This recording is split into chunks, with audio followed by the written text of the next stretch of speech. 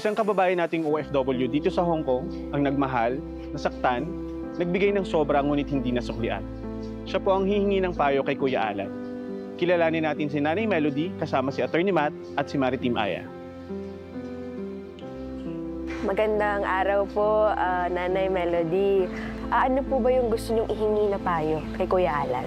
Yung sa nangyari sa amin ng naka-LDR relasyon ko po na naglukos po siya sa laki ng naibigay ko na halaga, gusto ko sana pong bawiin kung paano po. Taga saan po yung nakarelasyon? Sa Cagayan de Oro po. Sa Misamis Pilipinas. Oriental. Habang nandito kayo sa Opo. Hong Kong. Paano kayo nagkakilala? Nagkakilala po kami sa isang singing apps, Star Maker po. May isang kaibigan na nagpakilala po sa kanya. Doon po, kantahan hanggang sa nanligaw. Dahil sa sobrang depressed ko na rin po siguro dahil kamamatay ng asawa ko po noon.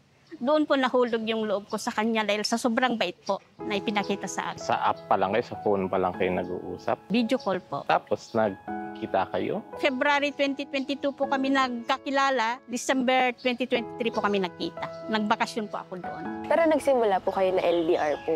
Opo. Long distance po ang relasyon niyo. Opo. Since nasabi niyo nga ako na nahulog yung loob ninyo, ano po ba yung ginagawa po sa inyo na talagang naakito ho kayo, na nakampante po yung loob niyo sa kanya? Sobrang alalahanin po siya.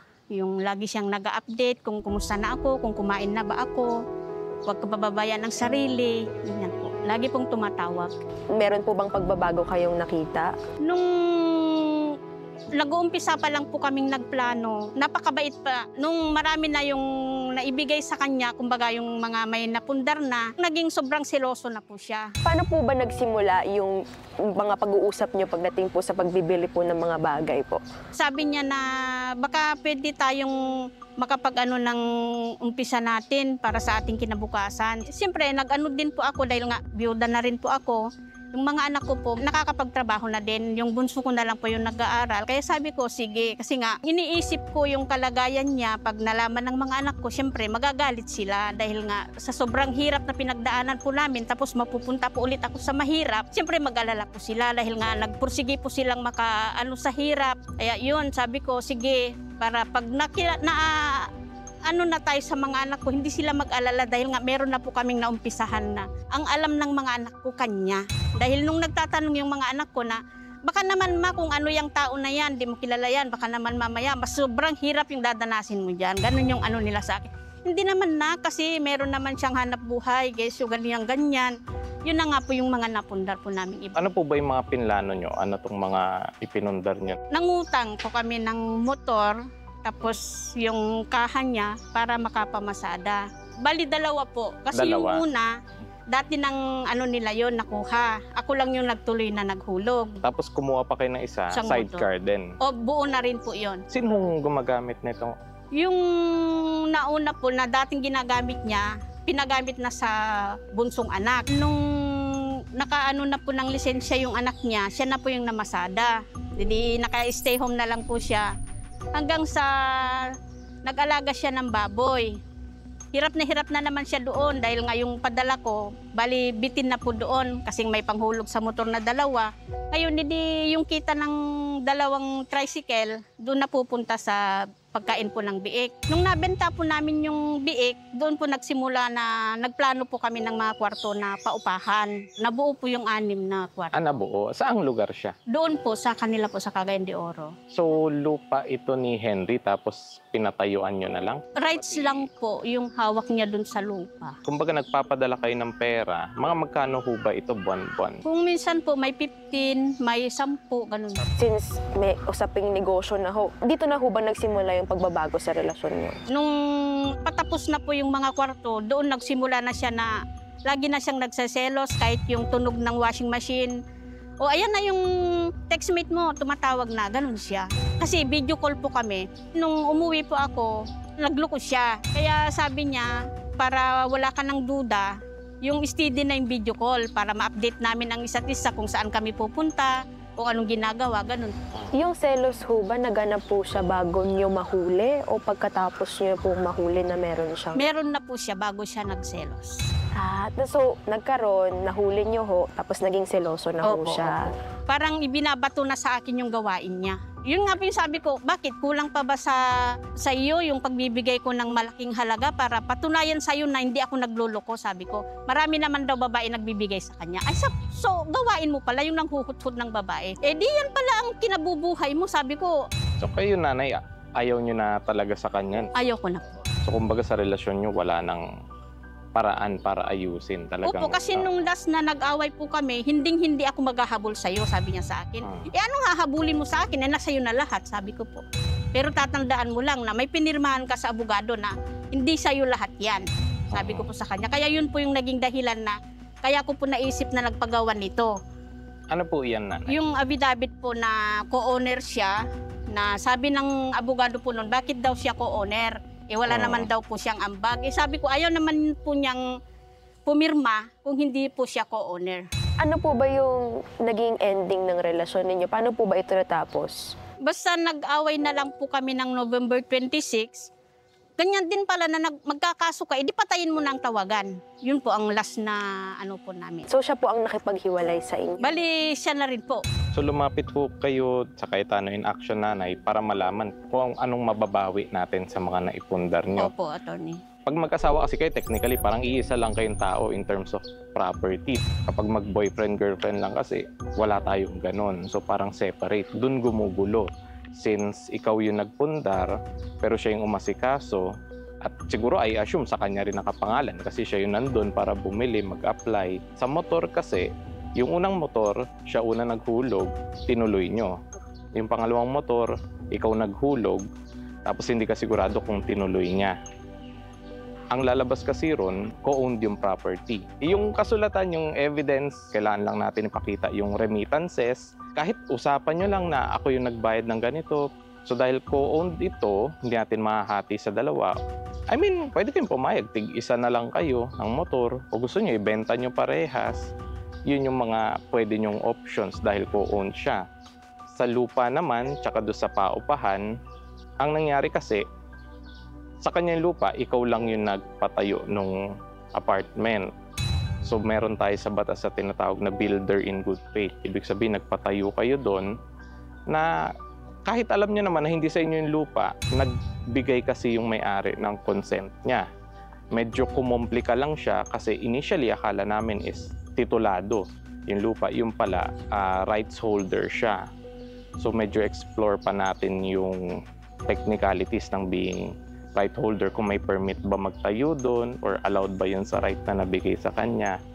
Pero generally, kung ibang may-ari ng lupa at iba yung nagtayo, as long as alam nung may-ari ng lupa and pumayag siya na, sige, tayuan mo yan, akin yan, ibig sabihin, okay lang yung paggawa mo. Ang mangyayari nito, kung in case ayaw nyo nang tumuloy sa plano nyo or sa natayo nyo, pwede niyang bayaran yung materialis, yung pagpapatayo mismo nung paupahan, babayaran niya sa inyo para sa kanya na. Pwede rin naman na option na alokin kanya na bilhin mo yung lupa. Pero kung mas mahal kasi yung lupa, hindi ka naman pwedeng pilitin na bilhin, pwedeng sabihin niya na rentahan mo na lang, pati yung lupa.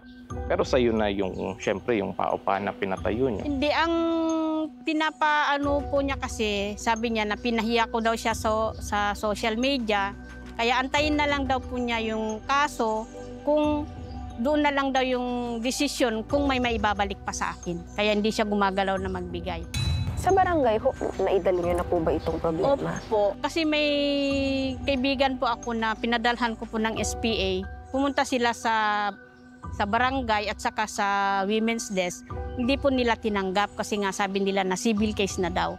Kasi pag sa barangay daw, baka daw sasabihin na bigyan nyo ako ng 2 buwan, 3 buwan para makapag-provide ako ng ibabalik ko hanggat sa baka daw mawala na lang.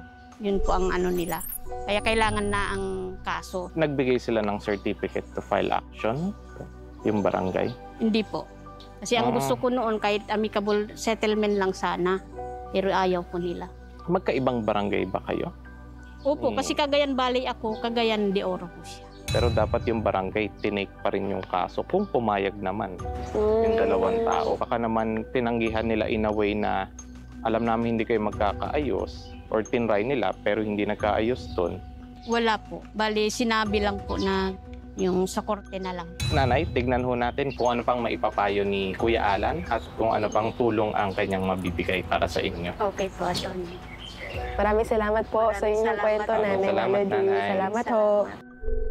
Maraming salamat, Attorney Matt at Attorney Mark, na sila ang kumausap kay Melody, Kuya Alan.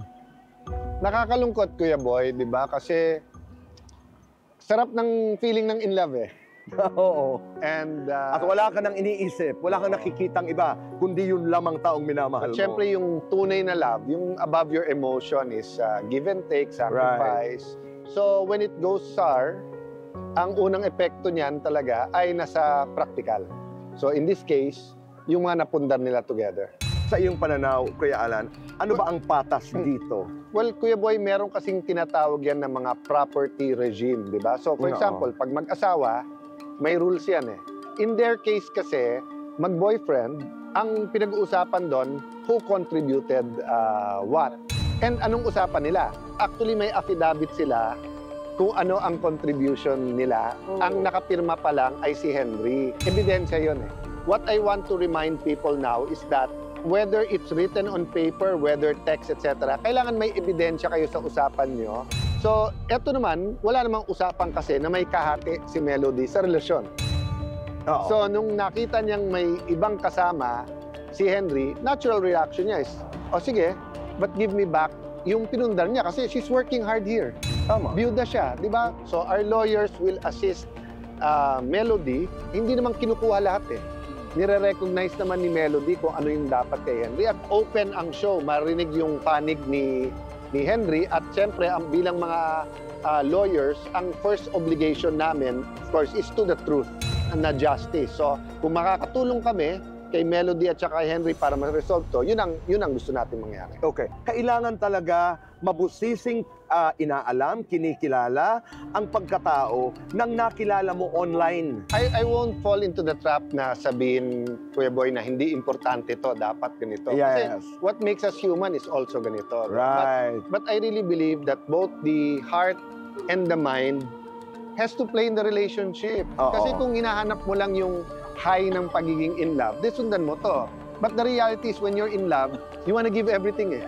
Okay. Eh pag binigay mo lahat, Another point is vulnerable ka eh. Nagtatrabaho ka sa Hong Kong. malungkot. Malungkot, biyuda, kailangan mo ng kaibigan, kailangan mo ng kausap, kailangan mo to be entertained, and you felt good about it. But karapatan mo rin, halimbawa na, pag napunta na sa relasyon, kilalanin ng mabuti. Kaya tinututukan po ito ng ating mga abogado at hindi nagtatapos po dito ang kwentong ito ni Henry at saka ni Melody, Kuya Alan. We're sorry, Melody, na umabot dito, but at least yung kaso mo will serve as an example and a warning sa iba na doble ingat. Okay. Magbabalik po ang Cayetano in Action with Boy Abunda.